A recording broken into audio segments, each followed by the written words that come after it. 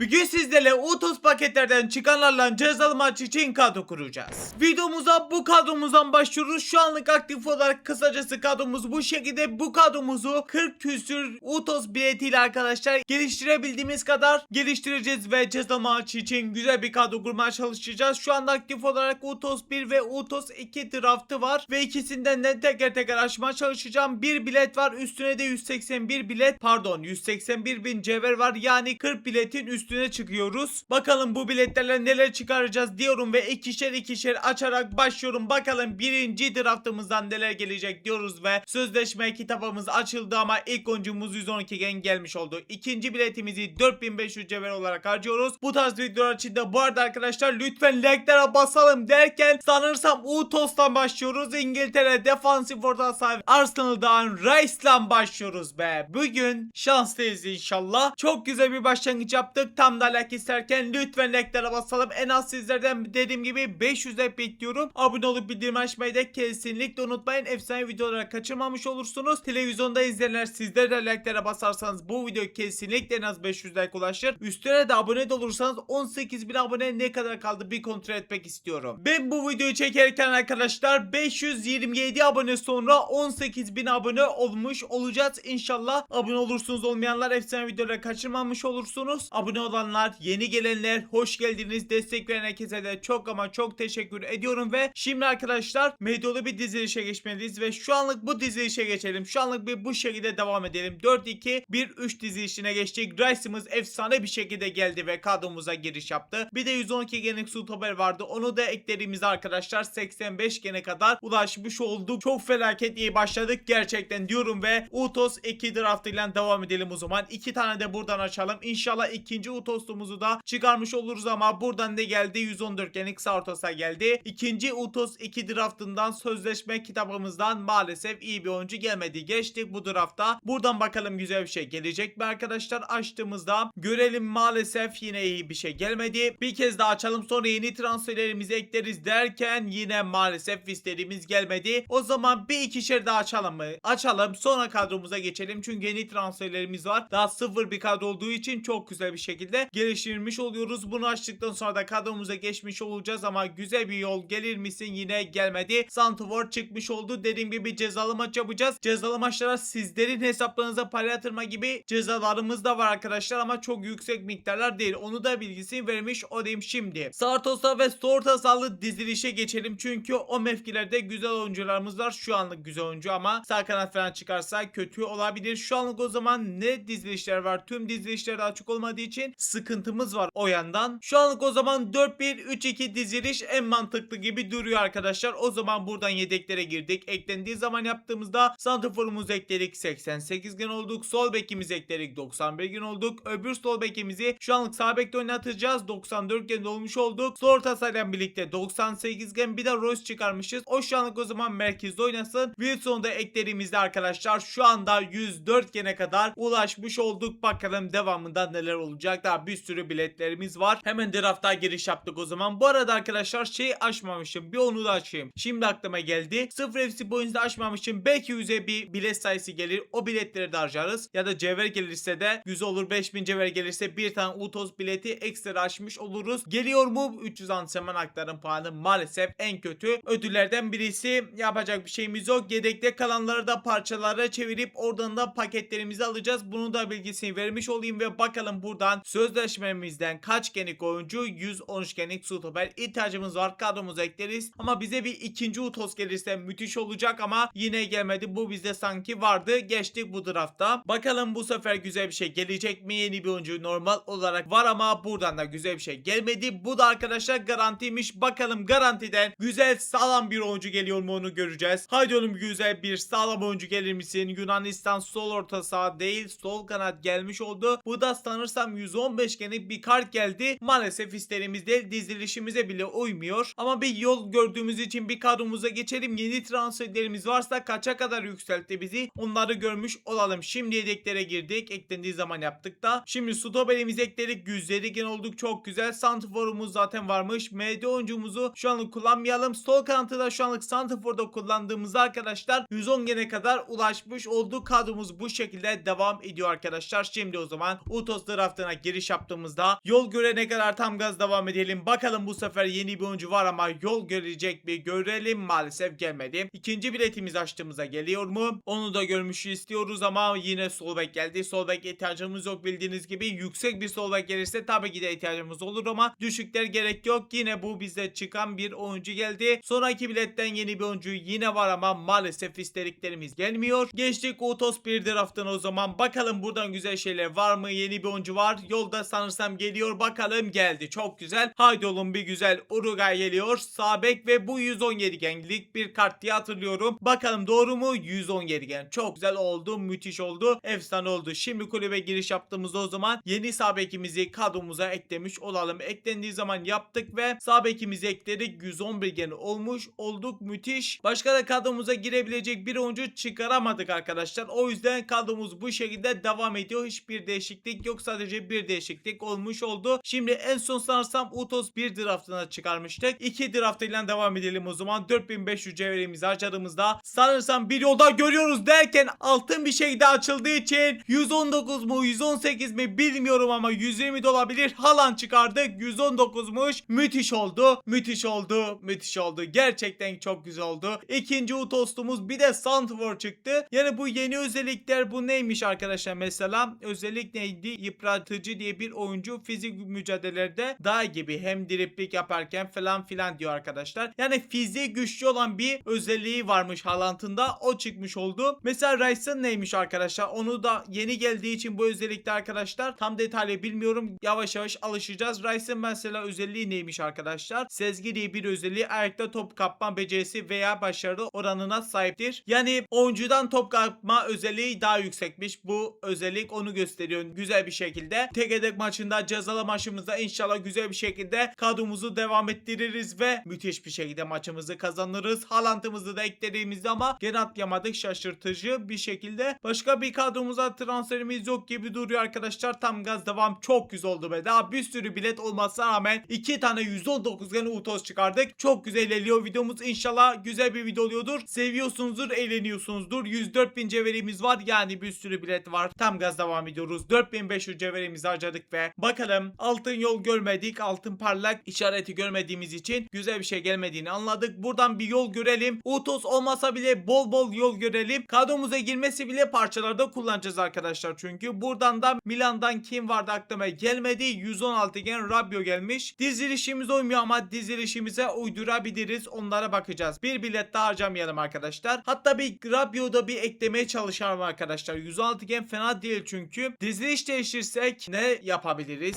Arkadaşlar şu anlık o zaman 4-2-1-3 dizilişiyle devam edelim. Eksik bölgelerimizi parçalarla kullanmaya çalışacağız. Yükseltmeye çalışacağız. Şimdi eklendiği zaman yaptığımızda kadro dışı yaptığımız sol kanatımızı eklediğimizde 111 gen bir kez olmuş olduk. Rabiot'umuzu da artık kullanabileceğiz ama gene atlamadık. Bir de defansif orta sahamız vardı. Şimdi 112 gen olmayı başardık. Sağ orta sahamız kendi mevkisinde oynamıyor ama parçalarla falan geliştiririz. Çok güzel bir şekilde kadromuz müthiş bir şekilde ilerliyor. 95.000 cevherle devam ediyoruz. O zaman bir draft açtık ve bilet de harcadık. Güzel bir oyuncu var mı? Maalesef galiba yok. Sağ kanat geldi. Kadromuza girmez ama sanırsam çok yüksek gelmedi. Buradan yeni bir oyuncu bile gelmedi. 112 gen Royce gelmiş oldu. Sonraki bilette o zaman güzel sağlam bir oyuncu verir misin diyecektim ama yeni bir oyuncu bile gelmedi. Maalesef arkadaşlar. Sonraki bilette o zaman geliyor mu? Yeni bir oyuncu var ama yol gelecek mi görelim. Maalesef yine gelmemiş. Geçtik bu draftta. 4500 cevherimizi harcadık ve yeni bir oyuncu var ama yol göremiyoruz. 112 genlik defansif orta saha bu kadromuza girecektir. Bir yolda gördüğümüzde arkadaşlar kadromuza geçeceğiz ve bir yolda görmüş olduk. Müthiş oldu ama sol orta saha gelmedi. Santrfor ama Santrfor tabii ki de hiç ama hiç ihtiyacımız yok. Bizde Utos Haaland olduğu için Pavlidis parçalarda kullanmış olacağız. Şimdi kadromuza girebilecek bir oyuncularımız var arkadaşlar. Onları eklemiş olalım ki genimiz ne kadar yükselecek onu görelim. Anderson eklediğimizde gen atlayamadık. Pavlidis'i dediğim gibi parçalarda falan kullanmış olacağız. Sağ kanat çıktı, karşılaştıralım. Hızda birazcık yükseltmiş. Onun dışında çok kötü bir kartmış. O yüzden kullanmak istemiyorum. Geri kalanlar dediğim gibi parçalarda kullanacağız ama hala sanırsam bir kaleci gelmedi. Neyse parçalardan alırız. En kötü 68.800 parçamız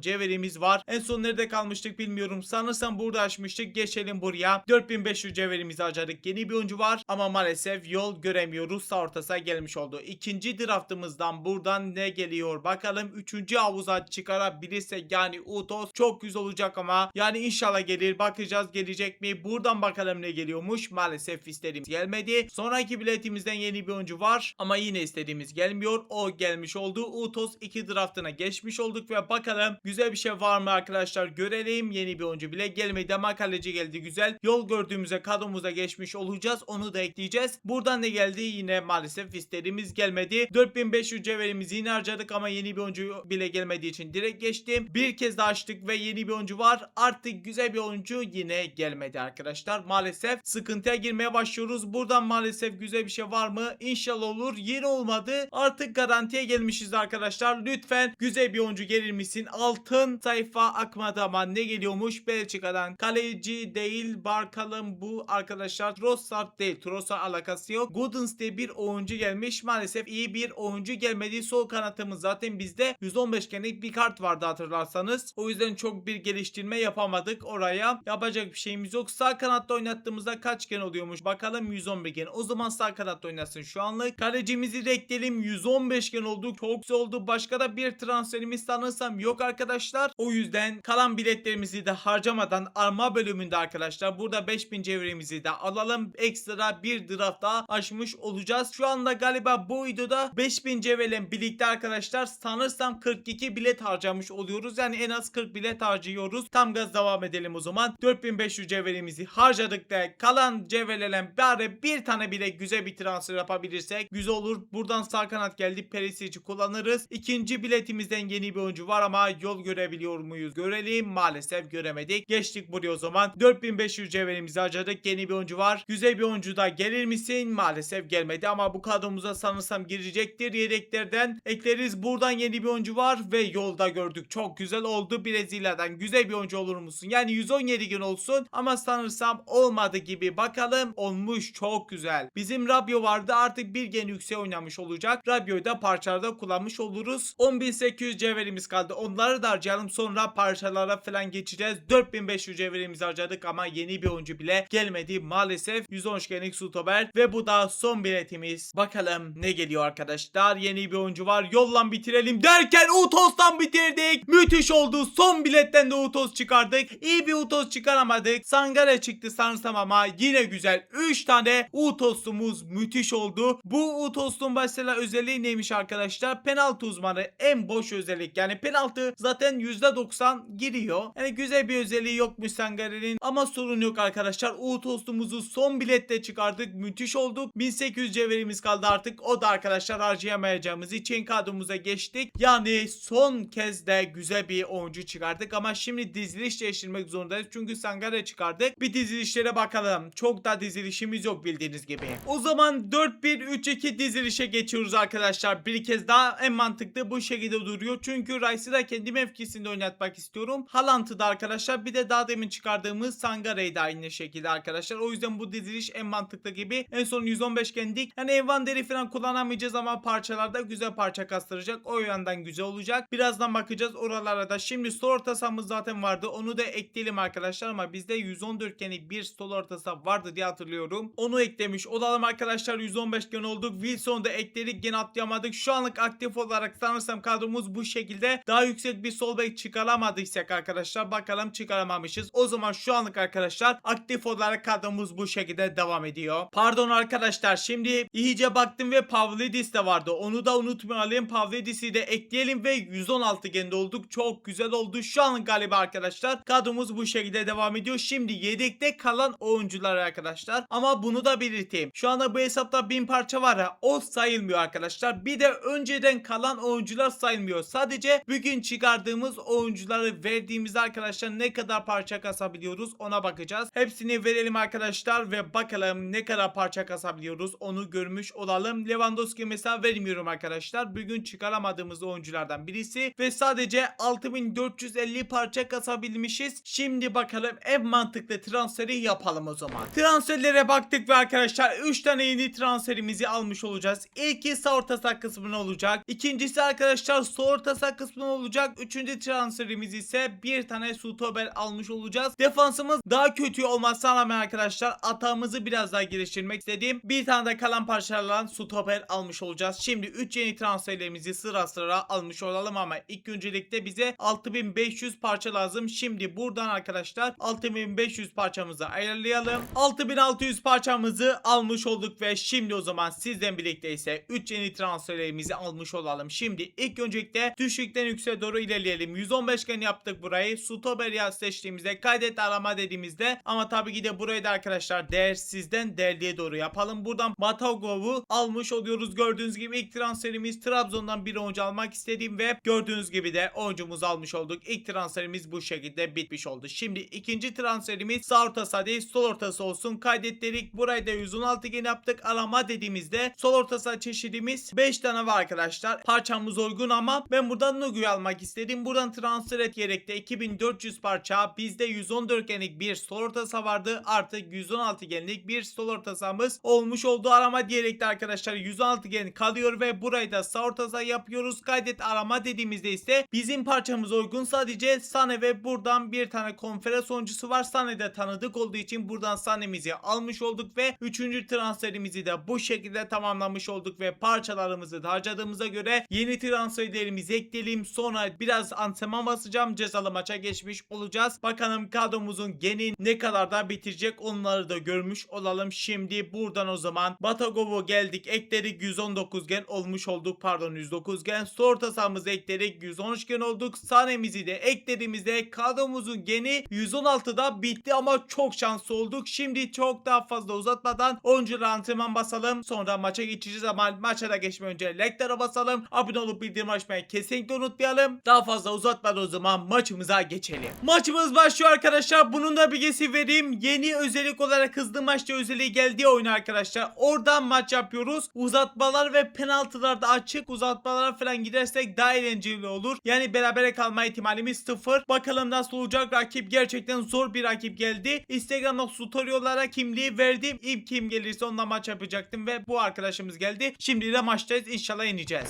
Sangere en sağa doğru döndük. Leroy Sané verdi Erling Haaland'a. Erling Haaland ilerliyor. Haaland biraz ağır kaldı. Çekti topu Haaland. Haaland vurur musun? Erling Haaland 1-0. Rakip gerçekten zor arkadaşlar. Kadrosu çok iyi. O yüzden gol atmamız çok güzeldi. Erling Haaland'dan da 1-0 öne geçtik. İnşallah bu şekilde devam ederiz. Undov çekti. Hayır şut çektirmeyelim. Batagov müdahale yapamadı ve Kenan Yıldız durumu 1-1 yaptı. Yapacak bir şey yok. Undov Kenan Yıldız Mbappe'ye verdi. Mbappe bir kez daha tutamayız derken iyi ki pas verdi. Yoksa gol alma şansı çok yüksekti. Şimdi kontra atakta Pavlidis verdi. Sangare döndük Haaland'a. Haaland çok güzel. Haaland verdi pasını Sané'ye. Sané şimdi boşluk aramaya çalışacağız ama geçtik mi geçtik çok güzel. Aradan pasımızı da çok güzel verdik Sangare. Çekti topu Sangare. Arka direğe ortası çok güzel. Pavlidis kafa niye vurdun oğlum ya? Kontrol etseydin. Keşke erken şuta basmasaydı. Maalesef çöp oldu atak. Haaland almayı başardı. Haaland şimdi boşluk arıyor. Verdi pasını ama Cafu çok güzel bir müdahale yapmıştı. Bizde kalır mı kalmış. Çok güzel. Erling Haaland tekte bıraktı Sangare'ye. Sangare sağa doğru döndük. Haydi oğlum bir boşluk arayalım. Sané verdi Rice'a. Rice döndü Sangare. Bir kez daha Rice'a dönmek istedik ama olmadı. Kaptırır mı? Uzaklaştırdı ve müthiş bir pas oldu uzaklaştırma. Bakalım kurtarabileceğiz mi? Bir fake yaptım. Adamsın Mason be. Dönen top Cafu'da çok kötü bir şut çekti. Sané ilerliyor. Sané ortası. Vur Pavlidis vuramadı. Savunma yine uzaklaştırdı. Sangare döndü sola. Nugu verdi pasını Haaland'a. Haaland dönüyor misin ama dönemedi. Yine uzaklaştıramadılar. Haaland bırakamadı yine maalesef. Mbappe aradan müthiş bir pas attı. Golü yiyoruz sanırsam maalesef 85.